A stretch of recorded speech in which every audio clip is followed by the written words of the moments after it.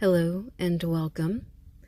We will be analyzing this news report from News Nation regarding Sandra Birchmore.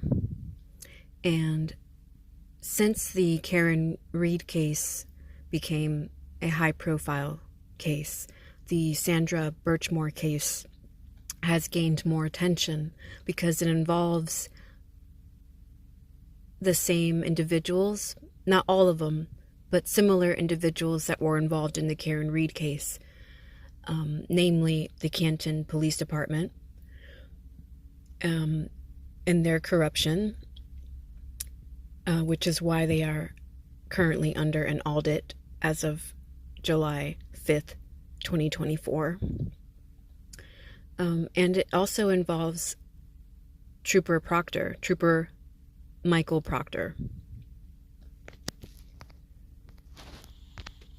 We have reached out to both the Stoughton and Canton police departments, as well as the medical examiner who ruled Sandra's death a self-inflicted suicide. They have yet to get back to us. I'm still waiting. I'm here. Put you on at any time. Mike is yours. For now, though, I'm giving the mic to someone else. News Nation correspondent Caitlin Becker. She's been following this case very closely, and she's with me now live on this summer Wednesday. Caitlin, there are a lot of really uncomfortable details in this lawsuit from the family. Can you go over what a lot of these allegations point to? Yeah, disturbing is putting it really mildly here. I think you have to remember, Ashley, that when we're looking at the time frame, she was just 13 years old when she joined this Explorers program, and that's what introduced her to the officers that would allegedly become her sexual partners. Now, in the lawsuit, as well as this internal police investigation, Ash, and that's what gets me, because the police have looked into this. They both essentially say the same thing, that when she was 15 years old, she allegedly lost her virginity to one of these officers and continued a sexual... So this is insane. I really need to point that out. This is insane, what they did to this girl, to this minor. I have two children. One is 18, one is 13. I can't imagine a police department trying to groom one of them and then staging a suicide, and then later coming to the conclusion that it wasn't a suicide, it was a homicide. This is all Canton PD. Relationship, which included explicit photos, disturbing videos, explicit text messages, hundreds of them, with 3 of these officers and possibly even more. One of the most disturbing is the idea that she was allegedly passed around like a toy, and that William Farwell allegedly tried to introduce her to other officers within the department and encourage her to also develop a sexual relationship with them. And according to that internal police investigation, Ash, up into the time of her death, it's unclear if any of these had actually stopped happening. So multiple sexual relationships could have been going on at the same time. Of course, you already mentioned the fact that she believed the father of her child was Matthew Farwell. Okay, and then so there's Matthew Farwell, and apparently they've got text messages, they allege, between Matthew Farwell, the alleged dad of this baby, 3-month pregnant Sandra, and the alleged text messages between them suggest that he acknowledges taking her virginity April 2013, where if you do the math, she would have been 15 years old. Have they presented those text messages? You know, the thing is here that both the police investigation and the lawsuits, like I said, say the same thing. So it appears that they have copies of this. I mean, when the chief of police discussed this at a press conference, she said they went through hundreds and hundreds of these messages, parsed through them. It took a lot of time to see what these exchanges were like. They were very explicit. In some of them, there was the indication that perhaps they wanted to film some sexual encounters with her, the suggestion that she should have sex with other people in the police department. So it does seem that the police have looked through these already, but what we got was kind of just a strong admonishment, but not criminal charges. Yeah, there's this other, apparent exchange between the twin brother to the alleged father of the baby, and that twin brother's William Farwell. The allegations say that there's messaging between William Farwell and young Sandra, asking her to record herself.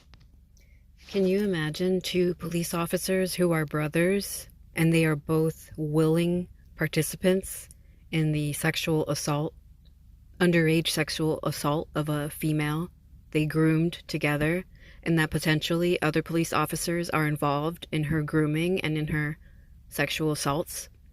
Can you imagine? Again, this is all Canton PD. The same officers, the same police department, not necessarily the same officers, but the same police department that is rumored to have assisted in covering up and framing Karen Read for the death of Officer John O'Keefe. Having sex with other officers and send it to him.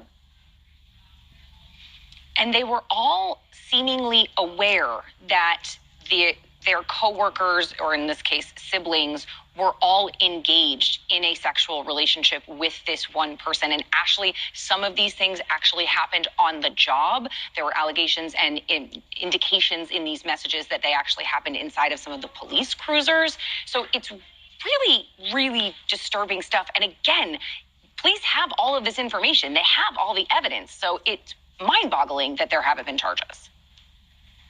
Real quickly, as far as Officer Devine, who ended up becoming the, deputy chief there, apparently there are messages, quote, that he was having an inappropriate, suggestive contact with Sandra while she was one of the explorers in that little program, and, quote, full-fledged sexual encounters by the year of 2020. So I've got 30 seconds left for this, but the chief now is Chief Donna McNamara. It sounds like Donna McNamara is devastated and angry over all of this. Are there going to be charges if they have all this, text messaging evidence? That really remains to be seen. And you're right, she is angry. She said as much in a press conference and in statements. She's had strongly worded things, but she did even indicate that as officers, they were sort of derelict in their duty and they had lied and they had covered up things. So she's aware of that. It's curious that there haven't been any charges. And of course, we have two sets of charges that we could be talking about here. There are the alleged sexual assault charges against these guys. And now there is the question as to whether or not this suicide was in fact a homicide, according to Dr. Michael Botter, who came in and discovered that the hyoid bone. So just to clarify and to minimize any confusion, Canton PD and the Stoughton PD are involved in this because Sandra Birchmore died in her apartment, or was murdered in her apartment, and she was living in Canton. But the Canton PD and the Stoughton PD she did it to herself. It was a suicide. Much like Karen Read killed, allegedly, John O'Keefe. She did it herself, even though there were over 20 people at the party at 34 Fairview. Karen Read did this all by herself, according to those members of law enforcement. And they're mirroring a similar narrative for Sandra Birchmore. She did it all on her own. She killed herself. Karen Read killed Officer John O'Keefe all on her own, all by herself, no other suspects, and no other suspects in the Sandra Birchmore case. You see how they do these things? Broken, which is not something that typically happens in a hanging, but it happens in a strangulation. So we could be looking at two sets of charges, and it does seem that the investigation is ongoing. Thank you for watching. Go to newsnationnow.com to find News Nation on your television. So, thank you for watching, and I will leave the link to the original video in the description below. This is tragic stuff coming out of yet more police departments in Massachusetts.